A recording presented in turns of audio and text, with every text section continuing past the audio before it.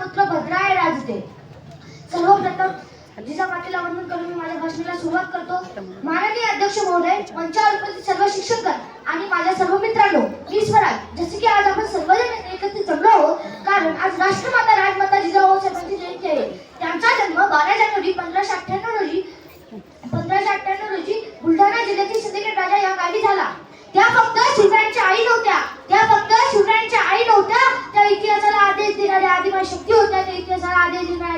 होत्या, आज मी तुमच्या समोर एक इतिहासातील स्त्री मानेला मुळी चालू नाही. आज मी तुमच्या समोर एक धोकादायक विचार उभा करायला आलो आहे. कारण आज आपण मातेला फक्त शिवरायांची माती एवढीच ओळख ठेवतो. ती माता जर आज जिवंत असती तर आयुष्य समाजाला आरसा दाखवून विचारलं असतं, मी शिवराय घडवलं, तुम्ही काय घडवलं. हो, मी बोलत आहे राष्ट्रमाता राजमाता जिजाऊ साहेबांबद्दल. परंतु आजचं भाषण तुम्हाला भावुक करण्यासाठी नाही, तर आजचं भाषण तुम्हाला अस्वस्थ करण्यासाठी आहे. कारण जिजाऊ म्हणजे आई आहे पण साधी नाही, माता आहे पण मऊ नाही. त्या अशा माता होत्या ज्यांनी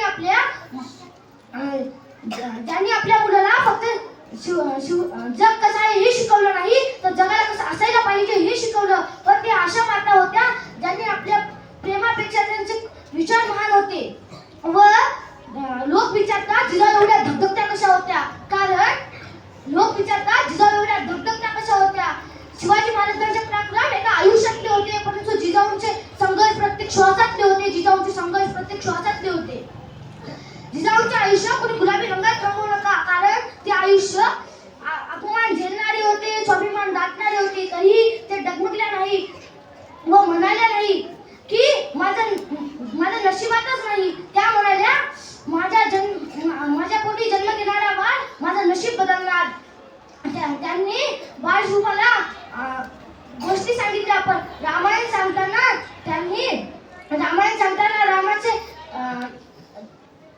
रामाचे राज्य नव्हे तर रामाचे कर्तव्य सांगितले. व महाभारत सांगताना रक्तपात व युद्ध नव्हे तर कर्तव्य सांगितले. म्हणूनच त्या शिवरायांच्या अशा आई होत्या. म्हणूनच त्या इतिहासाला आदर देणारे एक महान आई